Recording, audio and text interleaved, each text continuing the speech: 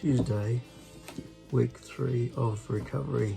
I'm still on sick leave, although I just did have a online meeting for construction because there's some upgrades happening in the course and you've got to keep up with that sort of stuff, and because it was something I could do online, then I just had to sit here and be a participant in the meeting, so that was good to have that done.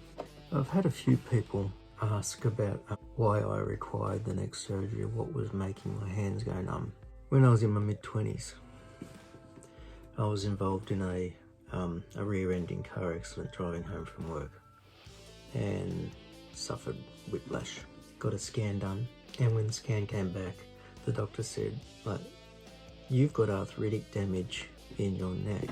Looks like it's been there for years. Have you had any accidents to your neck? And I was like, who knows? And it wasn't until I sort of sat back and went, okay, when I was 11, 12, me and my mates decided to have a bike race down the steepest hill in town. This particular bike race was to go down the hill without holding onto the handlebars. And the last person to put their hands back on the handlebars was the winner. I can remember us flying down the hill. One mate bent over his bike, hands just above his handlebars. Me riding down with my hands sort of just like this. Another one riding down with his hands up in the air. And as we got closer towards the bottom where the road got a bit bumpier, both of my mates put their hands on the handlebars. And I remember yelling out, "Woo! I'm still going." Next thing I know, bang! I hit the gutter. Or I hit a bump, which bounced me towards the gutter. And from there, I tumbled and fell. I was told from witnesses that it looked like I flipped over several times, and each time I flipped over, my head hit the road. I was left lying on the ground on the opposite side of the road, and I was attached to my bike. It was one of those old bikes with the long banana seats and big chopper handlebars, and the old style chain guards that went around your front guard and down to the back to basically protect you from the top of the chain. My hand was stuck up under the chain guard by this finger. The first people who got there started trying to help out by pulling the finger out from underneath. It wasn't moving.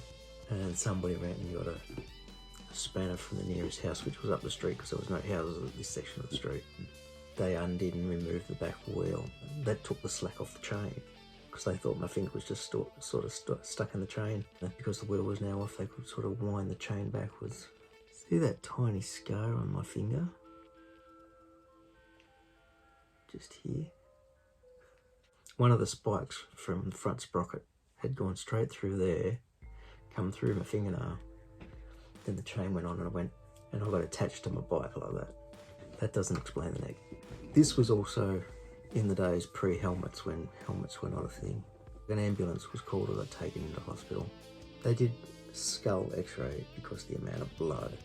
So I'm sitting there on the ground, I'd start to contain my composure. Sitting there while they're trying to get my hand out, like I'm still screaming a bit, like I'm an 11-year-old kid. And I hear one girl go, "Oh, look at his head." Did that. When I pulled my hand down, it was just red. And I just started screaming.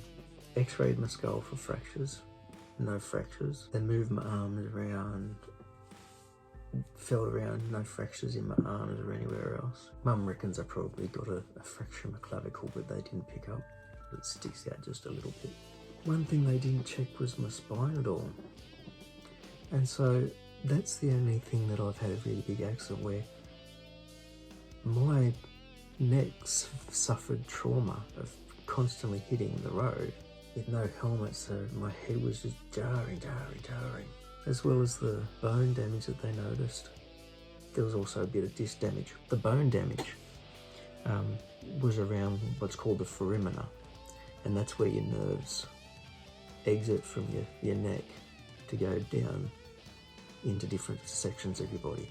I remember a few years later, I was having neck pain and a little bit of, I started to get some tingling in this arm, bit of pain here. I got sent for another scan.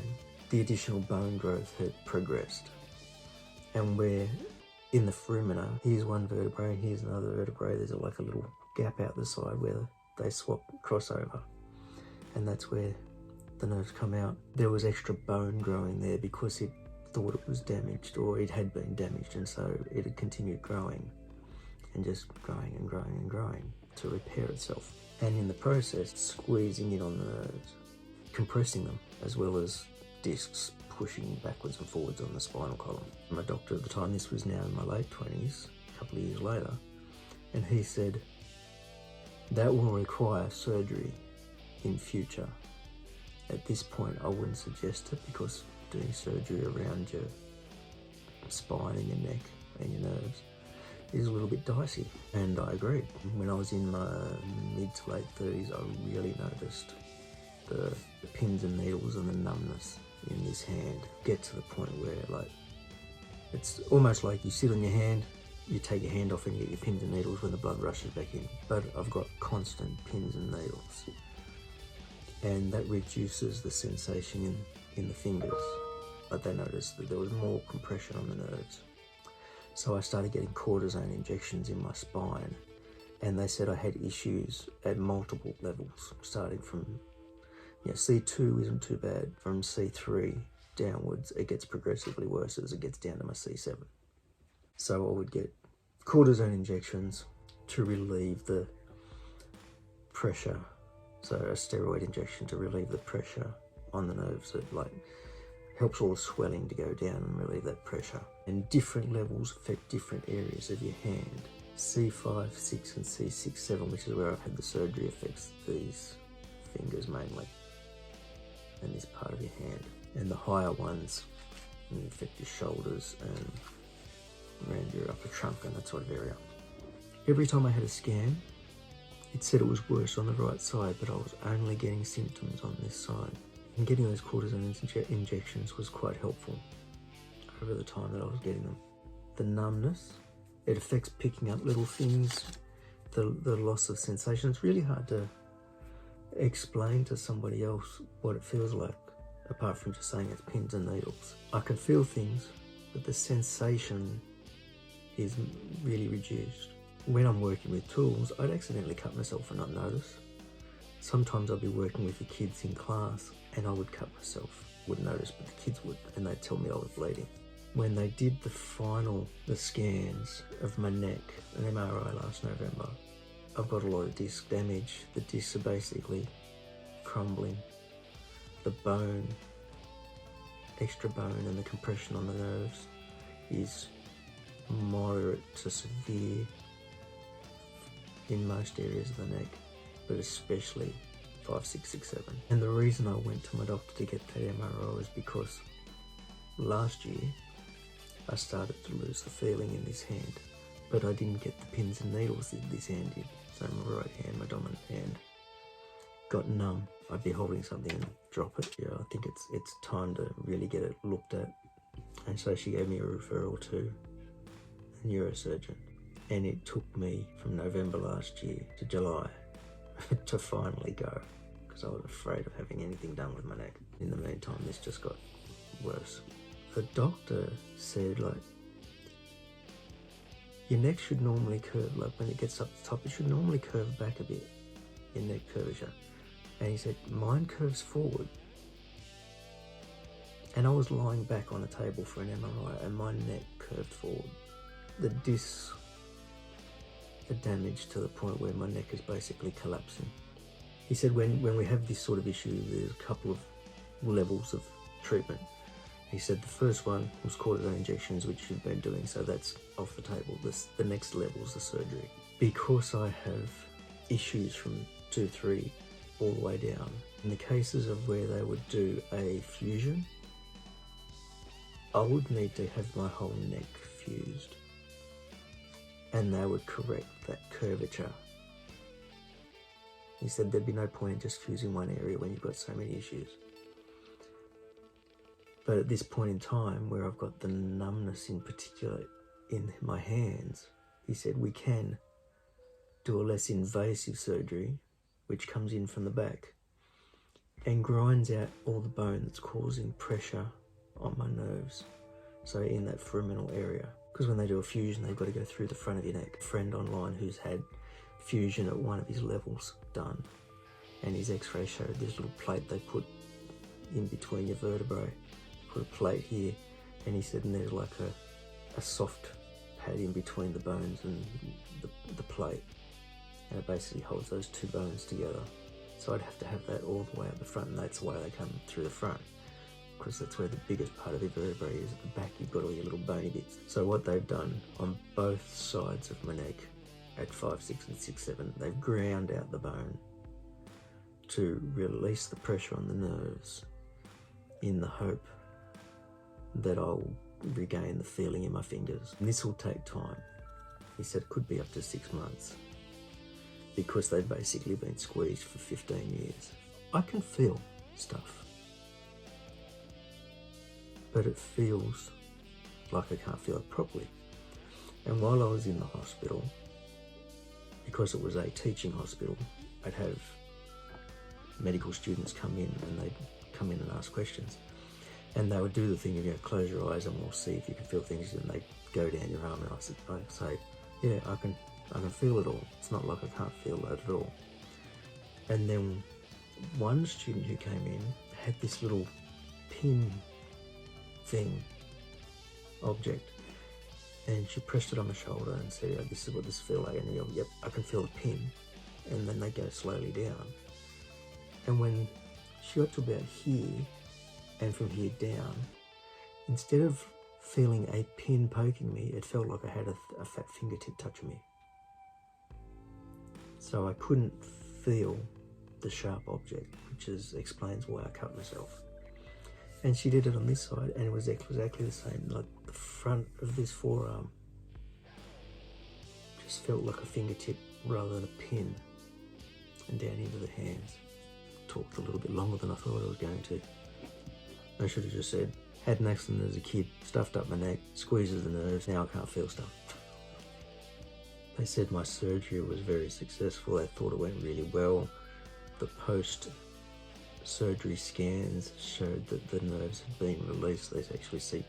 They can see the nerves sort of pull away when they grind the bone away. But it'll take time for that swelling and inflammation to go down. And I just hope that they haven't been squeezed for so long that the nerves have been damaged to the point that they don't feel anything. Fusion of my neck has not been removed from the table.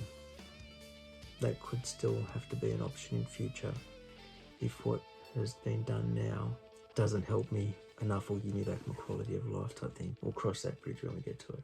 I've got at least 6 months to see how my feeling comes back, because 3 weeks in, the only thing I can say is that the intensity of the pins and needles that I had has gone, because I don't feel like scratching my hands. If you're a long time follower, if you would have noticed when I'm driving and talking, I'll be scratching my hands. And that's why. It's like I'm trying to stop that pins and needles feeling.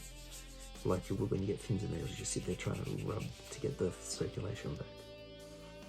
And all I can say is, and I say this to my students, look after your neck and look after your back. Because I used to go rock climbing.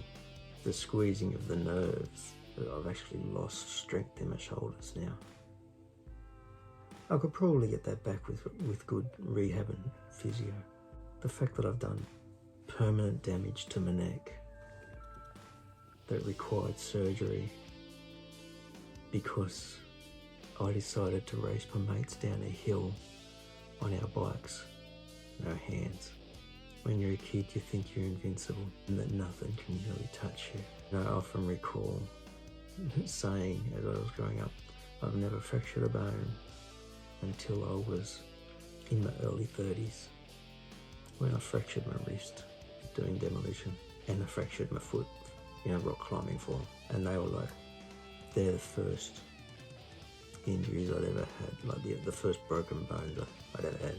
So I thought, I have another 3.5 weeks in this minimum. I'm pretty sure I'll be told that I can take it off after the 6 weeks from surgery. It's here to protect the back of the neck as the muscles heal up, because the amount of bone they've ground out, those joints aren't very strong now. They've been opened up a lot. So I guess instead of being like this, they're now like this. And they've got to strengthen up.